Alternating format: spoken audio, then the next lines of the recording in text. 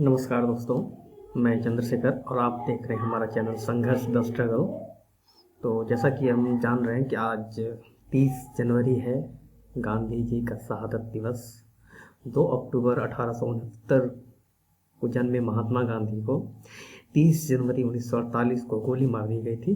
गोली मारकर उनकी हत्या कर दी गई। 30 जनवरी से बहुत पहले ही गांधी जी शायद अपने और बढ़ते हुए खतरे को महसूस कर रहे थे। तो एक बार उन्होंने 30 जून 1947 को किसी सभा में बोलते हुए कहा था कि मैं अब देख रहा हूँ कि मरने के बाद मैं कितना भव्य लगूंगा। यह मुझे पहले से पता है कि मरने से पहले कैसा दिखूंगा। यह खुशकिस्मत है यह उम्र। तो ये उनके शायद अपनी ओर बढ़ती मृत्यु को वो देख पा रहे थे, क्योंकि तब तक परिस्थितियां काफ़ी बदल रही थी और गांधी जी का अब वो कद नहीं रह गया था शायद, जैसा उनकी भाषणों में या फिर उनकी बातों में स्पष्ट कभी कभी दिखता है। तो उनका जो अंतिम दिन था जब उनको गोली मारी गई, तो उसके बारे में उनकी सहयोगी मनुबेन ने जो अंतिम दृश्य था वहाँ का, उसके बारे में लिखा कि बापू 4 सीढ़ियाँ चढ़े और सामने देखकर नियमानुसार हम लोगों के कंधे से हाथ उठाकर उन्होंने जनता को प्रणाम किया और आगे बढ़ने लगे। मैं उनकी दाहिनी ओर थी। मेरी ही तरफ से एक हष्ट पुष्ट युवक जो खाकी वर्दी पहने और हाथ जोड़े खड़ा था, भीड़ को चीरता हुआ एकदम घुस गया। मैं समझी कि यह बापू के चरण छूना चाहता है। ऐसा रोज ही हुआ करता था। मैंने इस आगे आने वाले आदमी को धक्का देते हुए कहा, भाई बापू को 10 मिनट की देर हो गई है, आप क्यों सता रहे हैं? लेकिन उसने मुझे इस तरह जोर से धक्का मारा कि मेरे हाथों से माला, पीकदानी और नोटबुक नीचे गिर गई। जब तक और चीज़ें गिरी मैं उस आदमी से जूझती रही, लेकिन जब माला गिर गई तो उससे उठाने के लिए झुकी। इसी बीच दन दन एक के बाद एक 3 गोलियां दगी। अंधेरा छा गया, वातावरण धूमिल हो उठा और गगन भेदी आवाज हुई, हे राम, हे राम। कहते हुए बापू मानो पैदल ही छाती खोले चले जा रहे हो। वे हाथ जोड़े हुए थे और तत्काल वैसे ही जमीन पर आ गिरी। पहली गोली नाभि के 2.5 इंच ऊपर पेट में लगी, दूसरी मध्य रेखा से 1 इंच दूर और तीसरी फेफड़े में समा गई। अत्यधिक रक्त बहने से चेहरा तो करीब 10 मिनट में ही सफ़ेद पड़ गया, अर्थात लगभग वहीं उनकी मृत्यु हो गई थी।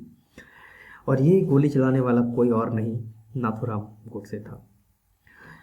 तो दोस्तों, ये उसका एक अंतिम दृश्य था जो मनुबेन के ने अपने कलम ने अपने संस्मरण में लिखा। तो आखिर क्या वजह रही होगी कि गांधी की हत्या की? एक 80 साल के ऊपर के वृद्ध को हत्या की क्यों की गई? तो चलिए, आखिर हत्या करने वाले कौन थे? जहाँ तक उसमें सिर्फ नथुराम गोडसे का नाम मैंने पहले लिया है, तो बात करते हैं कि लाल किले में चले मुकदमे में जिन्हें गांधी की हत्या और उसके षड्यंत्र का दोषी पाया गया, उनमें मराठा दिगंबर भड़के, दक्षिण भारतीय नौकर शंकर किस्तैया और रिफ्यूजी मदनलाल पाहवा के अलावा सभी महाराष्ट्र के उन ब्राह्मणों में से थे जिन्हें तिलक समर्थक माना था। ये सभी षड्यंत्रकारी किसी न किसी रूप से हिंदू महासभा से जुड़े थे। विनायक दामोदर सावरकर के अनुयायी भी थे। माननीय न्यायाधीश आत्मचरण की विशेष अदालत ने 10 फरवरी 1949 को दोषियों पर अपने फैसले में कहा, पहला, नाथूराम गोडसे को भारतीय दंड विधान की धारा 302, धारा 19C और धारा 6 की उपधारा 6 के तहत दोषी पाया गया और उसे सजाए मौत दी जाती है। नारायण दत्तात्रेय आप्टे को भारतीय दंड विधान की धारा 302, धारा 120B और धारा 19C के तहत दोषी पाया गया और उसे सजाए मौत दी जाती है। विष्णु आर करकरे और भारतीय दंड विधान की धारा 120B, धारा 302 तथा धारा 114 के तहत दोषी पाया गया और उसे आजीवन कारावास दी गई। मदनलाल पाहवा, जो कि एक रिफ्यूजी थे, पाकिस्तान से भारत आए थे, को भारतीय दंड विधान की धारा 120B और धारा 302 के तहत दोषी पाया गया और उसे आजीवन कारावास की सजा दी जाती है। गोपाल गोडसे को धारा 120 बी, धारा 302 के तहत दोषी पाया गया और उसे भी आजीवन कारावास की सजा दी जाती है। शंकर किस्तेया को धारा 120 बी और धारा 302 के तहत दोषी पाया गया और उसे आजीवन कारावास की सजा दी जाती है। दत्तात्रेय परचूरे को 120 बी, धारा 109, धारा 302 के तहत दोषी पाया गया और उसे आजीवन कारावास की सजा दी जाती है। तो ये था 7 लोगों को सजा हुई, जिसमें 2 को फांसी और बाकी 5 को उम्र कैद की सजा हुई। आखिर इसमें क्या यही लोग शामिल थे या और भी कुछ लोग? वैसे यदि कपूर आयोग की रिपोर्ट को माने तो कपूर आयोग की रिपोर्ट का अध्ययन करने पर पता चलता है कि वो इसमें सावरकर, हिंदू महासभा के बहुत सारे लोग और सावरकर भी शामिल थे। जी, ये विनायक दामोदर सावरकर की बात कर रहा हूँ, जिसे उनके अनुयायी आज वीर सावरकर के नाम से जानते हैं या वीर सावरकर के नाम से बुलाते हैं उन्हें। उनके बारे में यदि सावरकर की भूमिका के बारे में देखा जाए तो उसमें उनके विनायक दामोदर सावरकर के जो सचिव थे गजानन विष्णु दामले ने पुलिस को जो बताया वो उनकी ओर इशारा करता है, जिसमें जैसे कि पहला जो है आपटे सावर के घर नियमित रूप से आता था, कभी कभी वह गोडसे के साथ आता था। जब उसने और गोडसे ने अग्रणी अखबार शुरू किया तो सावरकर ने 15,000 रुपये दिए थे। विष्णु करकरे अहमदनगर में हिंदू महासभा का कार्यकर्ता था और वह भी सावरकर से मिलने आया करता था। भड़गे को भी पिछले 3 साल से जानता था और वह कभी कभी सावरकर से मिलने आया करता था। जनवरी के पहले हफ्ते में करकरे एक पंजाबी युवक के साथ सावरकर से मिलने आया था और उसकी आधे घंटे या 45 मिनट बातचीत हुई थी। वे दोनों फिर कभी नहीं आए। ये पंजाबी युवक मदन लाल पाहवा थे। जनवरी के मध्य में आपटे और गोडसे सावरकर से मिलने आए और भड़गे दिसंबर 1947 के अंत में उससे मिलने आए थे। चलिए, गांधी की हत्या हुई। गांधी की हत्या में जो लोग शामिल थे उन्हें सजा दी गई, लेकिन गांधी की हत्या हुई उसके बाद भी कुछ लोगों के विचार जो है अक्सर आश्चर्यचकित करते हैं। आश्चर्यचकित करने वाले विचारों में से एक बाबा साहब भीमराव अंबेडकर का भी एक है, उनका एक बयान। डॉक्टर भीमराव अंबेडकर का लक्ष्मी कबीर, जो कि बाद में उनसे शादी हुई और वे सविता अंबेडकर के नाम से जिन्हें जानते हैं, को एक पत्र लिखा जो काफ़ी चौंकाने वाला है। मैं आपसे पूरी तरह सहमत हूँ कि गांधी की हत्या एक मराठी द्वारा नहीं की जानी चाहिए थी। यह भी कह सकता हूँ कि किसी के लिए भी यह गलत कार्य करना सही नहीं था। मेरा अपना विचार है कि महान लोग देश के लिए बहुत काम आते हैं, लेकिन किन्हीं समयों में अपने देश की प्रगति के लिए बाधक बन जाते हैं। रोम के इतिहास में एक प्रसंग याद आता है जब सीजर की हत्या हुई और खबर सिमरो के पास पहुंची। सिमरो ने संदेश वाहक से कहा, रोम के लोगों से कह दो कि तुम्हारी मुक्ति का क्षण आ गया। हालांकि गांधी की हत्या का किसी को भी दुख होगा, लेकिन इस समय सीजर की हत्या के बाद सिमरो द्वारा की गई अभिव्यक्ति की गूंज अपने हृदय में महसूस कर पाने से खुद को रोका नहीं जा सकता। गांधी इस देश के लिए सकारात्मक खतरा बन चुके थे। जैसा कि बाइबल कहती है, कभी कभी अच्छाई बुराई से निकल कर आती है, तो मैं भी सोचता हूँ कि गांधी के मरने से अच्छा ही होगा। हालांकि अब बाबा साहब किन परिस्थितियों में इसके बारे में कहा, ये तो वही बता, इसके बारे में काफ़ी संशय हो सकता है, ये वही जानते होंगे। लेकिन ये उनका बयान काफ़ी आश्चर्यचकित करता है कि जो गांधी जी की हत्या पर ऐसे बोल रहे, लेकिन हत्यारों के बारे में एक शब्द भी नहीं कहा उन्होंने। ये बातें काफ़ी खलती हैं और एक आगे, हालांकि गांधी की हत्या का दुख सिर्फ भारत ही नहीं, दुनिया के हर हिस्से में होगा। यहाँ की पाकिस्तान में भी, पाकिस्तान के मियाँ इफ्तिखारुद्दीन, जो कि पंजाब में राहत और पुनर्वास मंत्री बनाए गए मंत्री थे, उन्होंने कहा कि हम में से हर एक जिसने पिछले महीनों में बेगुनाह मर्दों, औरतों और बच्चों पर हाथ उठाया है, जिन्होंने सार्वजनिक या निजी तौर पर ऐसे कृत्यों का समर्थन किया है, महात्मा गांधी की हत्या का भागीदार है। आगे यदि बात करें तो Gandhi the non violent power in action के लेखक प्रोफेसर डेनिस डाल्टन का एक उदाहरण है। गांधी की हत्या ने किसी और अन्य की घटना की तुलना में विभाजन के चलते फैली हिंसा को रोकने में बड़ी भूमिका निभाई। इसने यह कैसे वैसे ही किया जैसे उनके उपवास करते थे, लोगों को उनके भय, क्रोध और शत्रुता के बीच रुककर सोचने का मौका देकर, खुद से यह सवाल पूछने का मौका देकर कि क्या यह उचित है। मिली जुली भावनाओं ने काम किया, शायद दयापूर्ण और तार्किक तथा साथ में दुख से आहत और अपराध बोध से भरी हुई, लेकिन किसी तरह की हत्याओं को रोकने का निश्चय सामने आया। उनके जीवन को उनके मृत्यु के इस प्रभाव से बड़ी श्रद्धांजलि कोई नहीं थी। हत्या के साथ एक और गांधी जी की हत्या में एक हत्यारों द्वारा एक अक्सर, हालांकि हत्या को कभी जस्टिफाई नहीं किया जा सकता, और उसके बाद भी उनके लिए जो रोष है, रोष का एक कारण बताया गया भारत का विभाजन। जहाँ तक मैं मानता हूँ, गांधी जी विभाजन के जिम्मेवार नहीं थे।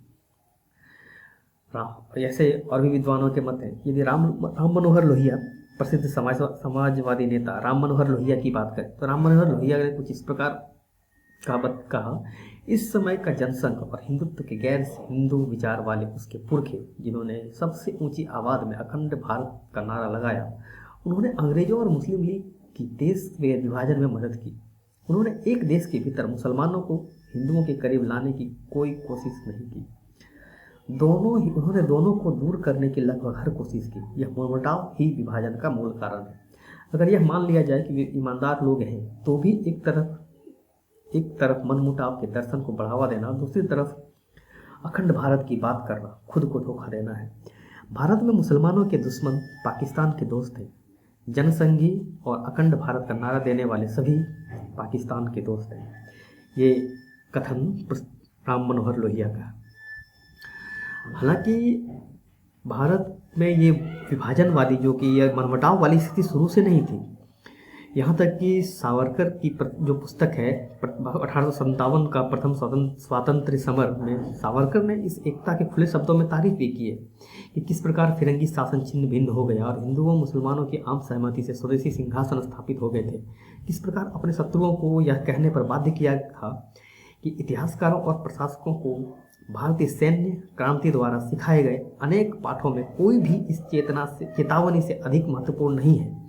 अब ऐसी क्रांति संभव है जिसमें ब्राह्मण और शूद्र तथा हिंदू और मुसलमान सभी हमारे विरुद्ध एक साथ संगठित हों, और यह मानना सुरक्षित नहीं है कि हमारे आधिपत्य की शांति और स्थिरता बहुत सीमा तक उस महाद्वीप पर निर्भर है जिसमें विभिन्न धर्मों वाली विभिन्न जातियां निवास करती है, क्योंकि वे एक दूसरे को समझती है और एक दूसरे की गतिविधियों का सम्मान करती है।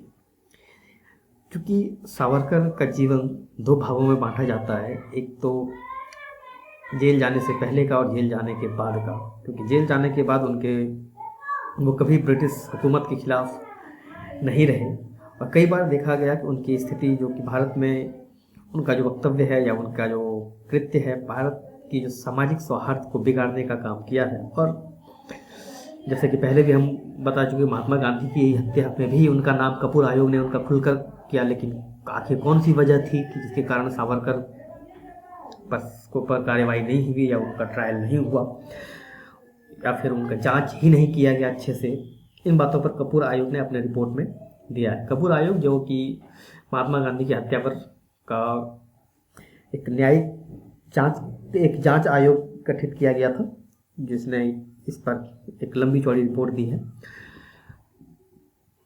अब बात है विभाजन के लिए। विभाजन के लिए गांधी जिम्मेदार, जहाँ तक जिम्मेदार है, यदि हम बात करें तो मोहम्मद अली जिन्ना, उन्होंने इस पर इशारा किया कि उन्होंने वायसराय से यहाँ तक की बात कहा कि चाहे कितना भी छोटा हो, लेकिन मुसलमानों को अपना एक देश चाहिए।